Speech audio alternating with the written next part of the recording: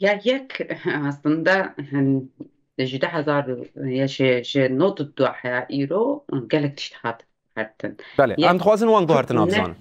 نه کرد نه کرده نوت دوانه يعني براسي دوي دمي ده شرط مرجع نوت دوا ده دماغو بيج عمل نعم براسي جو هاتنك زيادة وش علي كرات بيشكتنك زيادة جي هاي يعني إيرو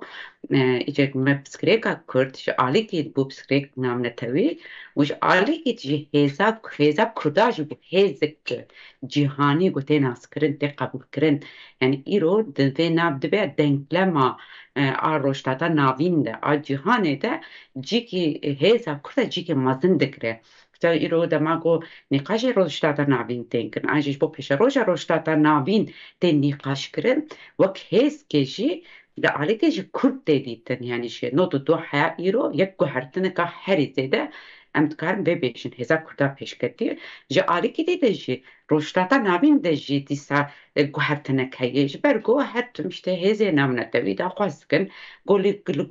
گوری ذهنی تا روشتاتا نابین ساز بکن آوا بکن yani gelip deneme çevrim. İşte İroji aslında işte bir despeka ev guhertna goda khwastin goroştata navîn de şerê temîn ete cihan ete jiyan kirin بله go rêbera xwe ev demik dirêj ve tespît etkin ne hîna îro ev demik nêzik go işte هن کسی گل سر لیکولین تکن دبی شری جهانی سیمین اما ریبر آپا دمک دریجه و تثبیت کد به شری سیا جهان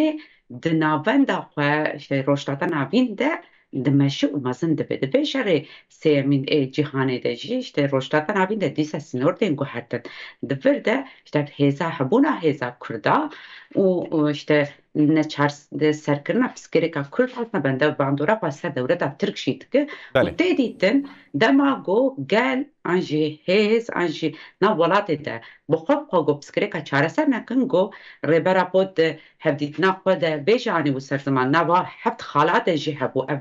gelek girîng bû jî hem de parastinê xwe de hem de pirtûkê xwe de jî bi hevdîtinê xwe de jî bi nêvê xîz dikir dema go gel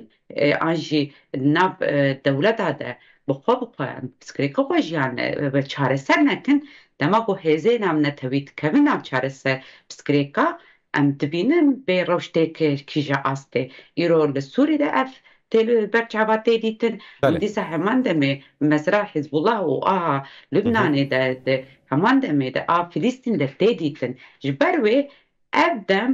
نه تنهش بو گره کرد بو دولت ترک جدی چارەسەریە فەرز دەکە داویەشی ئەدەم ئەسنە ڕێبەرە پۆش ڕۆژا یەکەمین هەیە ئیرۆ بانگەوازی دکرد بێ ئەز muhatap گیدگەرم ئەز دەبێ muhatabم ئەز دکارم هێزام هەیە hem ji fikrî hem ji alî îdeolojîk hem ji bandora me heye li ser hem tevgera me hem sergelê me îro jî me dît aslında ev hat dîtin ku rastî jî gotina ser rêbera xwe carkedî jî bê çawa bandor dikir her tim jî bangewazî dikir digo ez muhatap kî digerim yek بله werin em rûnin bê piskirêkê çareser bikin aslında di vê demê de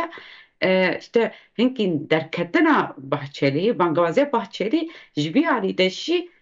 yani hindik bijî hin hêvî jî çêkir yani acaba ve vê carê muhatabek ciddî gotkar vê piskirêkê çareser bikin hemberî rêbera xwe dikaribe rûnin yani ji bo çareserkirinê ji ber wê ew بله dem û ev dem de rastî jî zef guhertin hene